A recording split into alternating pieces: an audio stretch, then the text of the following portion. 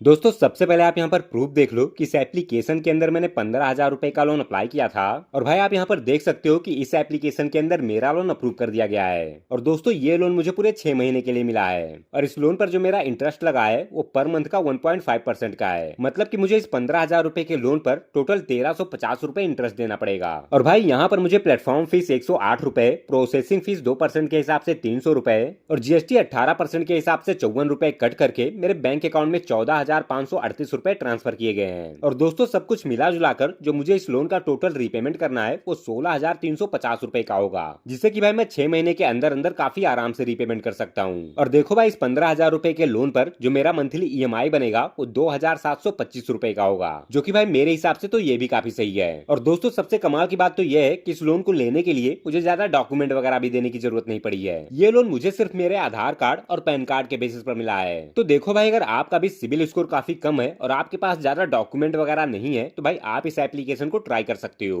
और दोस्तों यह एप्लीकेशन एनबीएफसी और आरबीआई से अप्रूव एप्लीकेशन है, इसलिए आप इस एप्लीकेशन के ऊपर ट्रस्ट कर सकते हो। और दोस्तों इस एप्लीकेशन का नाम बताने से पहले मैं आपको एक चीज और बता दूं कि भाई आपको किसी भी ऐसे लोन एप्लीकेशन के अंदर अपने लोन को बिल्कुल भी नहीं अप्लाई करना है जो कि भाई आपको 6 महीने से कम समय के लिए लोन दे रही है। और भाई आप ये भी ध्यान रखना कि जो एप्लीकेशन एनबीएफसी और आरबीआई से अप्रूव ना हो, ऐसे एप्लीकेशन के अंदर लोन अप्लाई करने का तो छोड़ो, आपको ऐसे एप्लीकेशन को अपने फोन के अंदर इंस्टॉल भी नहीं करना है। क्योंकि भाई ऐसे एप्लीकेशन आपको काफी कम डॉक्यूमेंट के साथ लोन तो दे देते हैं, लेकिन भाई उसके बाद आपके पर्सनल डाटा का मिसयूज करके आपके साथ काफी ज्यादा हरासमेंट करते हैं। और देखिए दोस्तों ये वीडियो मैं सिर्फ एजुकेशनल पर्पज के लिए बना रहा हूँ और इस वीडियो में मैं किसी भी फेक लोन एप्लीकेशन का प्रमोशन बिल्कुल भी नहीं कर रहा हूँ। मैं सिर्फ इस एप्लीकेशन का रिव्यू कर रहा हूँ। तो इसीलिए आप इस वीडियो को शुरू से लेकर अंत तक ध्यान से देखना। और उसके बाद अगर आपको इस वीडियो में बताई गई सारी बात एकदम अच्छे से समझ में आ रही है और इस एप्लीकेशन के सारे टर्म एंड कंडीशन भी एकदम अच्छे से समझ में आ रहे हैं, तो उसके बाद ही आप इस एप्लीकेशन को अपने फोन के अंदर इंस्टॉल करना और अपने लोन को भी अप्लाई करना। वरना भाई अगर आपके साथ कोई भी स्कैम और फ्रॉड वगैरह होता है तो उसके जिम्मेदार आप खुद होंगे।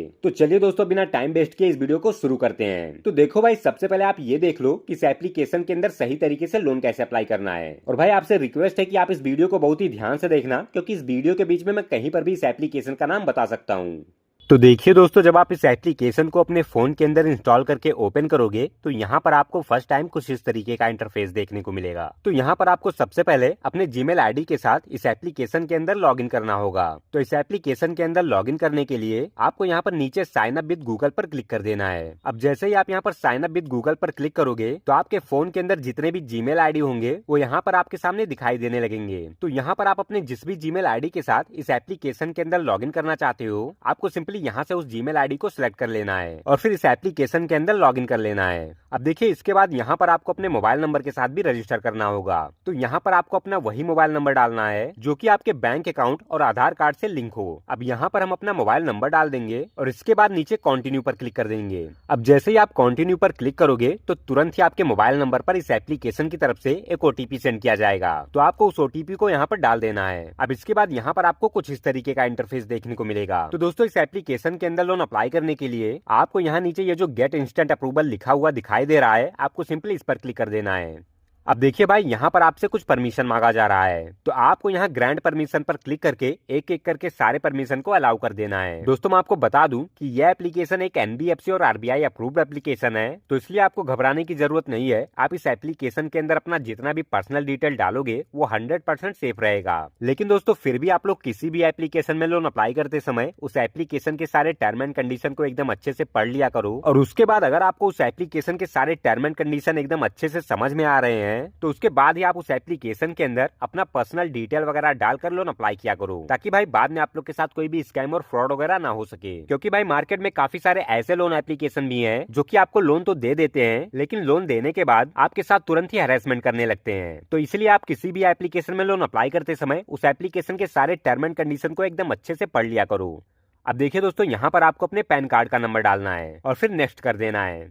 अब दोस्तों इसके बाद यहाँ पर आपके पैन कार्ड का नंबर दिखाई दे रहा होगा, तो इसके नीचे आपको यहाँ पर अपना नाम डालना है। दोस्तों आप यहाँ पर अपना वही नाम डालना जो कि आपके पैन कार्ड में होगा और फिर इसके नीचे आपको अपना मिडिल नेम डालना है और फिर इसके नीचे आपको अपना डेट ऑफ बर्थ डालना है और फिर यहाँ पर आपको अपने एरिया का पिन कोड नंबर डालना है और फिर यहाँ पर आपको अपने सिटी का नाम लिखना है और फिर इसके नीचे यहाँ पर आपको अपने स्टेट का नाम लिखना है और फिर यहाँ नेक्स्ट कर देना है। अब देखिए दोस्तों यहाँ पर आपके सामने कुछ इस तरीके का पेज ओपन होगा। तो यहाँ पर आपको अपना एम्प्लॉयमेंट टाइप बताना है, मतलब कि आप कहीं पर कोई जॉब जॉब वगैरह करते हो या फिर आपका खुद का कोई बिजनेस है। तो अगर आपका खुद का कोई बिजनेस है तो आपको यहाँ पर सेल्फ एम्प्लॉय पर क्लिक करना है, या फिर अगर आप कहीं पर कोई जॉब वगैरह करते हो तो आपको यहाँ पर सैलरी पर क्लिक करना है। और फिर इसके नीचे आपको बताना है कि जो आपका पेमेंट है वो बैंक में आता है, चेक से आता है या फिर कैश मिलता है। और फिर इसके नीचे आपको अपना मंथली इनकम बताना है। तो देखिए यहाँ पर आप एक महीने के अंदर जितने भी रुपए कमाते हो आपको यहाँ पर वो डाल देना है। अब देखिए इसके बाद आपको यहाँ पर बताना है कि आपके ऊपर कितने ईएमआई चल रहे हैं। तो अगर आपके ऊपर कोई लोन चल रहा है तो यहाँ पर आपको अपने उस लोन अमाउंट को डाल देना है, और अगर आपके ऊपर कोई भी लोन नहीं है तो आपको यहाँ पर 0 डाल देना है। और फिर इसके नीचे आप मेल हैं या फिर फीमेल हैं वो सिलेक्ट कर लेना है, और फिर नीचे नेक्स्ट कर देना है।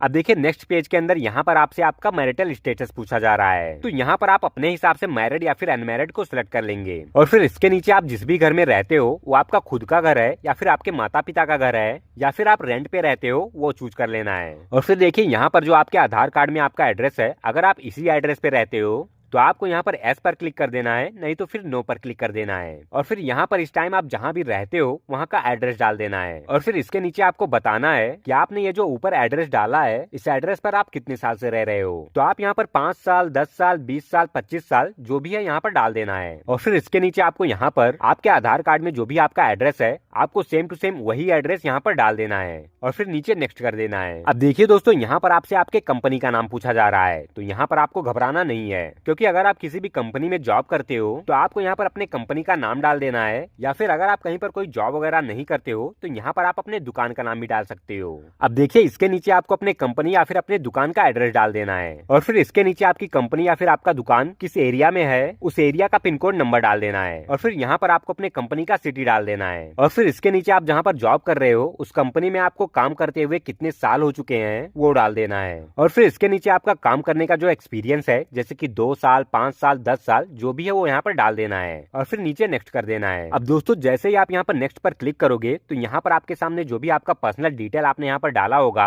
वो यहाँ पर दिखाई देने लगेगा। तो देखिए यहाँ से आपको अपने पर्सनल डिटेल को देख लेना है, और अगर आपके पर्सनल डिटेल में कुछ गलती हो गई है तो आप यहाँ चेंज पर क्लिक करके उस गलती को सही भी कर सकते हो। तो देखिए अगर आपने यहाँ पर जो भी डिटेल डाला है वो सारा कुछ सही है तो आपको यहाँ नीचे इस पर टिक करके यहाँ नीचे गेट इंस्टेंट अप्रूवल पर क्लिक कर देना है। तो देखिए दोस्तों इस एप्लीकेशन का नाम है लोन डीजी, और यह एप्लीकेशन आपको गूगल प्ले स्टोर पर देखने को मिल जाएगा। तो चलिए अब आगे बढ़ते हैं। अब देखिए दोस्तों यहाँ पर मेरा सारा डिटेल रिव्यू करने के बाद इस एप्लीकेशन की तरफ से मुझे 17,000 रुपए का लोन अप्रूव किया गया है। तो देखिए अब यहाँ पर हमें अपने इस लोन अमाउंट को अपने बैंक में ट्रांसफर करने के लिए हमें यहाँ पर अपना बैंक ऐड करना होगा। तो दोस्तों अगर आपका भी लोन यहाँ पर अप्रूव कर दिया जाता है और आप अपने लोन के पैसे को अपने बैंक अकाउंट में ट्रांसफर करना चाहते हो तो आपको यहाँ पर इस पर क्लिक करके अपने बैंक अकाउंट को ऐड कर लेना है। तो चलिए यहाँ पर मैं अपने बैंक अकाउंट को ऐड कर लेता हूँ, उसके बाद दिखाता हूँ कि ये जो मेरे लोन का पैसा है वो मेरे बैंक अकाउंट में ट्रांसफर हुआ कि नहीं। तो देखिए दोस्तों यहाँ पर मेरा ये जो लोन का पैसा था वो सक्सेसफुली मेरे बैंक अकाउंट में ट्रांसफर हो चुका है, और यहाँ पर आप देख सकते हो कि ये जो लोन मुझे मिला है वो पूरे 12 महीने के लिए मिला है। इसके साथ आप processing fees, platform fees, interest rate और मंथली ईएमआई वगैरह वीडियो को रोक कर यहाँ पर साफ साफ देख सकते हो।